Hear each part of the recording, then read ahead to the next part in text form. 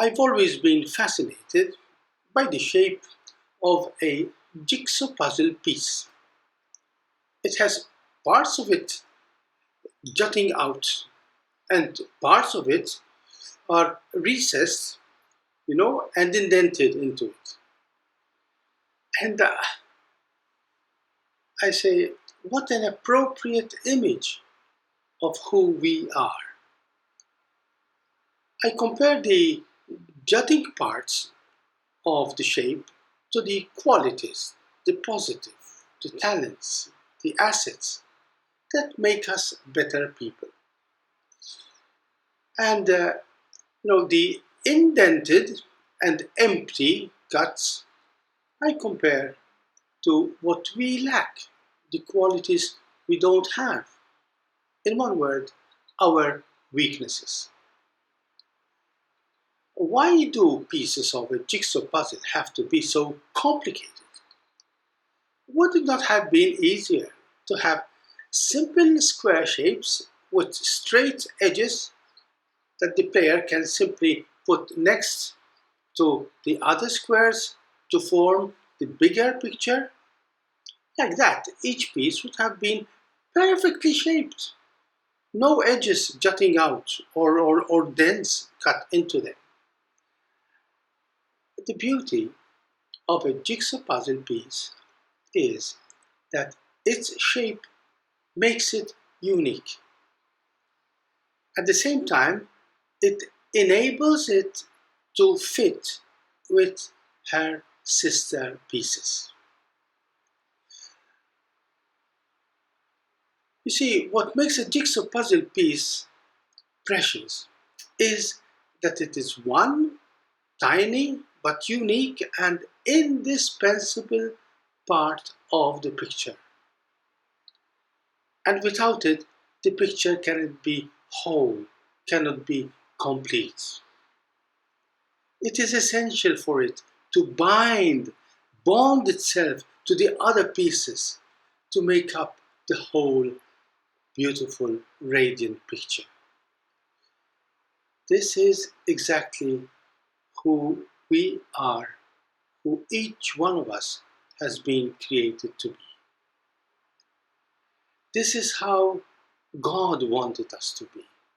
All different pieces, and yet all fitting with one another to make up the bigger picture. You see, no one can say that he or she is perfect, is the total image of God's own beauty. No one is and no one has the whole picture. Each one of us is carrying just a tiny but unique and essential part of the beauty of God. And that tiny bit of God's beauty printed in our hearts will remain meaningless if it is not bonded with the other jigsaw puzzle pieces that are my brothers and my sisters.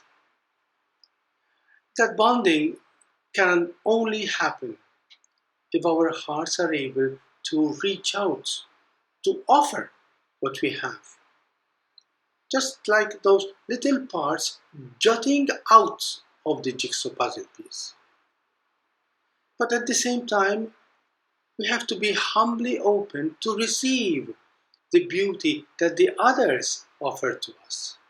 Just like those open indents cut into the jigsaw puzzle piece. The words of St. Paul in today's second reading say, "My grace is sufficient for you, for power is made perfect in weakness." Our weaknesses, defects, failures, mistakes, no, they are not our enemies.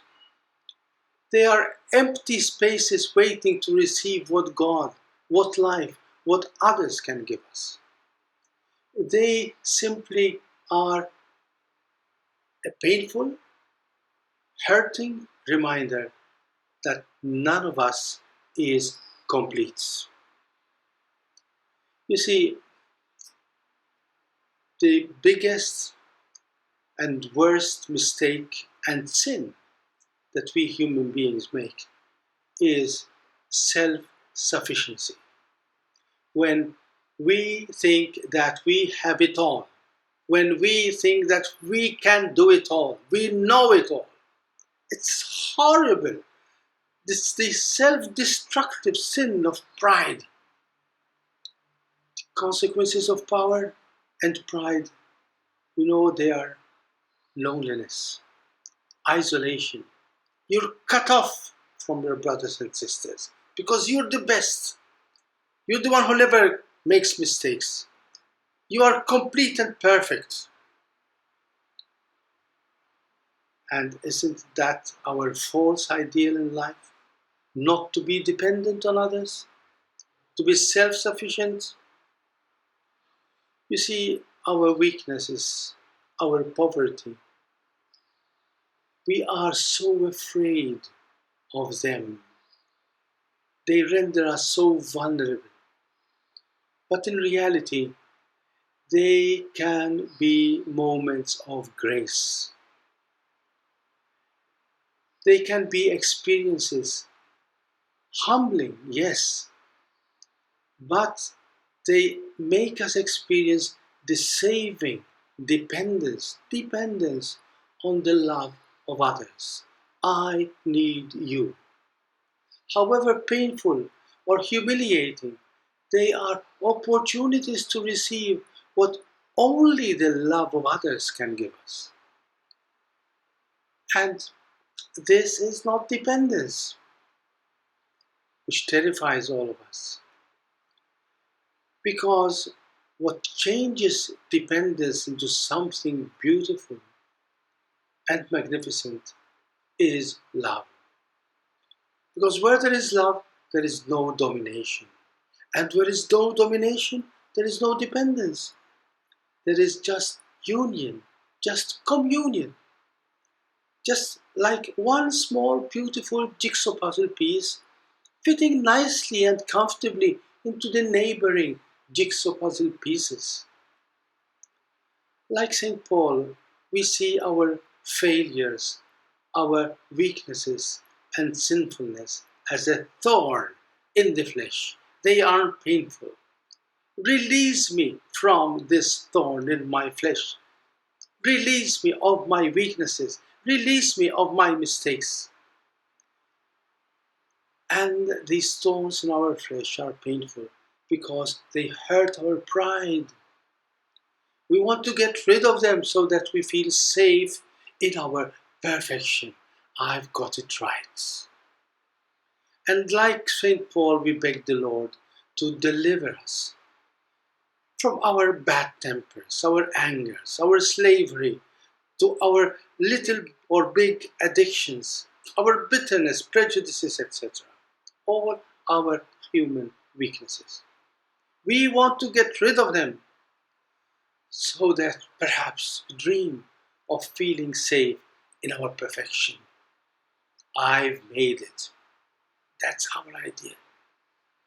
We want to have it all by getting everything right in our lives. But our salvation does not depend on getting it right, on perfection, on performance.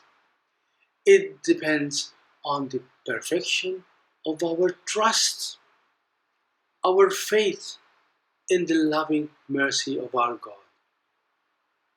As St. Paul continues, I will rather boast most gladly of my weaknesses, in order that the power of Christ may dwell within me.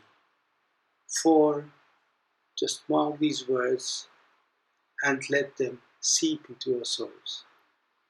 For when I am weak, then I am strong. Where there is no love, we humans need to rely on our strength to survive. But where there is love, we discover that our very weaknesses earn for us a greater preciousness and value in the eyes of the person who loves us. You see, because it is love, the weak and vulnerable baby rules the house. His needs become supreme for his loving parents. How much more as God's little children, our weakness brings us endurance for life, a precious gift which we can only receive from He who loves us.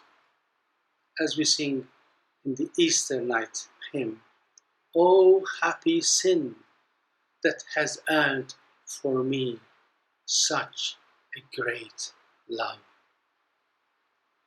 Where there is power, where there is strength, it is only fear or self-interest that rules the house.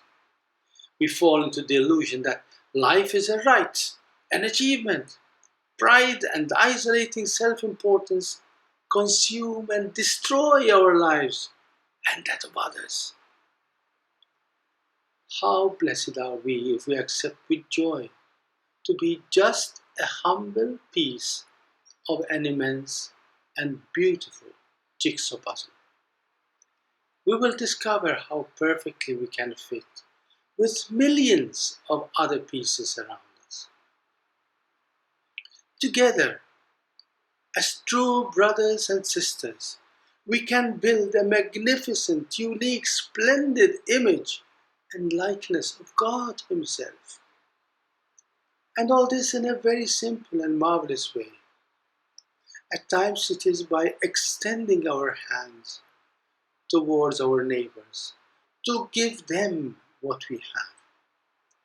At other times it is by opening our hearts to receive from them what we don't have. Then we will joyfully discover that our minuses have become pluses, whilst our pluses have become minuses.